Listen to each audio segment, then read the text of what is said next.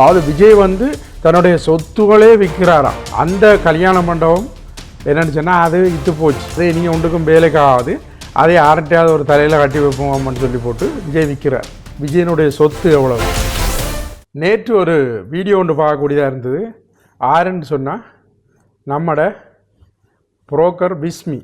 அந்த புரோக்கர் பிஸ்மியை பேட்டி எடுக்கிறது யாருன்னு பார்த்தீங்கன்னு சொன்னால் ஒரு ரஷ்ய குஞ்சு. அது பேட்டி எடுக்கிறதும் ஒரு விஜயன்ற ரஷ்ய குஞ்சு தான் பேட்டி எடுக்குது. அதில் அவர் சொல்கிறார் என்னென்னு சொன்னால், அதாவது விஜய் வந்து தன்னுடைய சொத்துகளே விற்கிறாராம். அவர்கிட்ட மண்டபம் வந்து விலை போயிட்டு தான் விற்றுட்டாராம். இந்த கட்சிக்காக தன்னுடைய சொத்துக்களையே விற்று இந்த கட்சி நடத்துகிறாராம், காசு போடுறாராம்னு சொல்லி பிஸ்மி அடிச்சு விட்றார். பிஸ்மி எத்தனை ஆயிரம் கோடி சொத்துகளுக்கு அதிபதி அப்படின்றது முதல்ல நீ சொல்லு.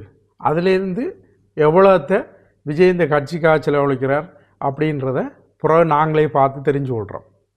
அந்த கல்யாண மண்டபம் என்னென்னு சொன்னால் அது இட்டு போச்சு.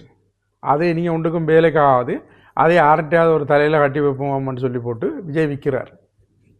அதை தூக்கி ஓடி வந்து விஜய் இந்த மக்களுக்காகவும் இந்த ரசிகர்களுக்காகவும் இந்த கட்சிக்காகவும் தன்னுடைய சொத்தை விற்கிறார் அப்படி இப்படின்னு சொல்லி அடித்து விடுறார். இதெல்லாம் உண்மைதானா? உண்மைதானா? விஜயனுடைய சொத்து எவ்வளவு?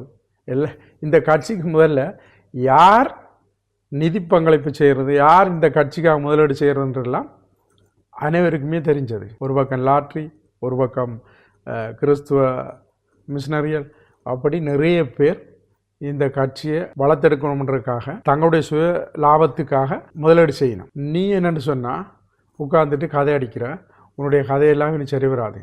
ஒரு நாளைக்கு முதல்ல தான் இவர் ட்வீட் போடுறார் விஜயை பற்றி, விஜயனுடைய தனிப்பட்ட வாழ்க்கையை பற்றி சேர்த்து.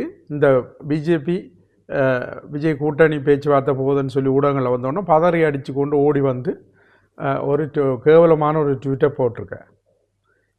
அடுத்த நாளை பார்த்தா திருப்ப இப்படி பேசுகிற. அப்போ உன்னுடைய நிலைப்பாடு என்ன? மக்களே புரிஞ்சு கொள்ளுங்கோ. இந்த விஜயனுடைய காசுக்காக கூவுற கூட்டங்கள் எப்படியெல்லாம் மாற்றி பேச போகிறன்றதை பாருங்கள். நன்றி.